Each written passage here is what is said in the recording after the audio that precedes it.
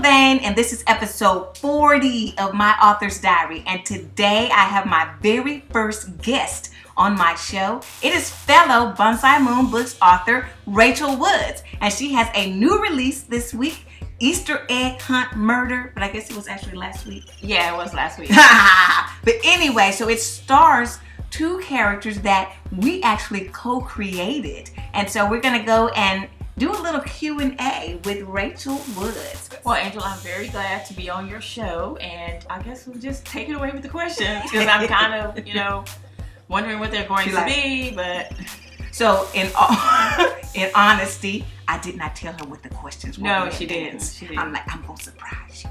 Yeah, okay. So, Easter Egg Hunt Murder, it stars Roland Beanie Bean, and we created Beanie in The Silent Enemy. We did. Although he only had like one speaking part. So technically he was like an extra. And then after The Silent Enemy, we decided to co-write a story called The Unworthy Wife. Right. And that's where Beanie shows back up with his wife Noelle. But really the story was more Noelle's story than Beanie's. Give a little recap of The Unworthy Wife. Well, with The Unworthy Wife, it dealt with Noelle's backstory and her past of being in a violent gang. And it has to do with someone from her past tries to get her hemmed up in some criminal activity. But on the same token, she's also dealing with another situation where she's accused of murder. And Beanie has to try to help her clear her name. So now Beanie's been spun off into like his own series, and the series is A Reporter Roland Bean Cozy Mystery. Now Beanie is a likable character. He's a father of 2 children. He has a wife.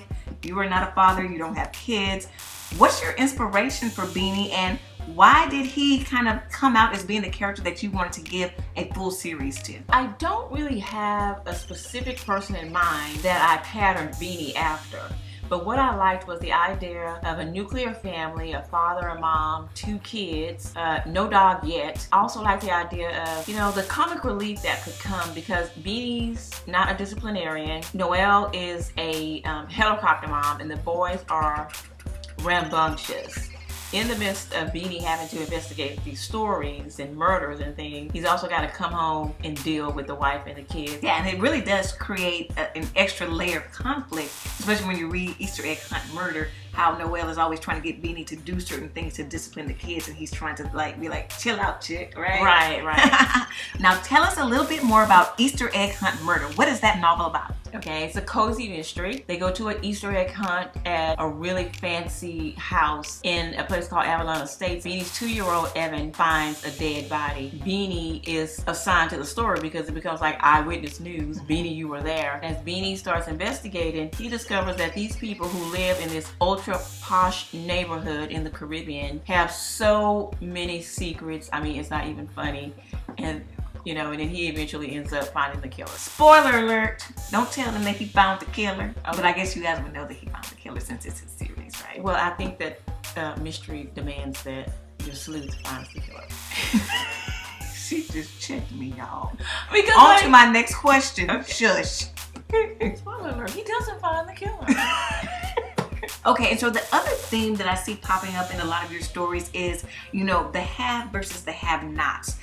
The rich wielding their power over the people who are less rich. Right.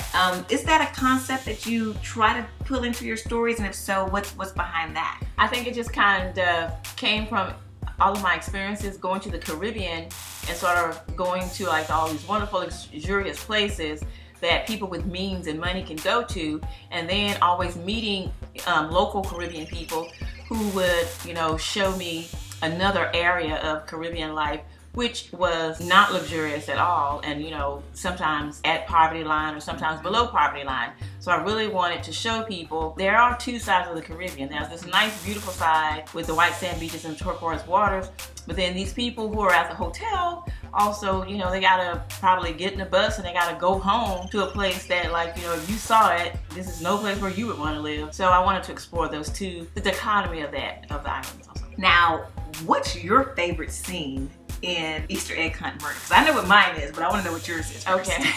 Well, my favorite scene is at the beginning, and it's when the little 2-year-old Evan cannot find any Easter egg, and so he comes to Beanie, and then they decide, okay, Beanie will help him look for some Easter eggs, and they go through the little hibiscus grove. Talks about, like, you know, the sleepy lady. If you read the book, you'll figure out what the sleepy lady is. But that's pretty much my favorite scene. That's mine too, because basically Beanie has found this dead body in the hibiscus bush, and his little 2-year-old is like, bye-bye, sleepy lady, good night. I know. And you're just like, oh my gosh, he doesn't even realize that he found a dead body. Right. Being a 2-year-old, I thought that, like, okay, does he have a concept of dead? You know, she just looks like she's sleeping. Exactly. And there was no real trauma to the body. So, because it's a cozy mystery. Right. Now we want to talk a little bit about, you know, you and your writing, because, you know, I do look up to you. You've helped me a lot with my wriing by allowing me to, you know, co-writing books with me until I can learn how to write a book on my own. And so you're a good writer. Thank you.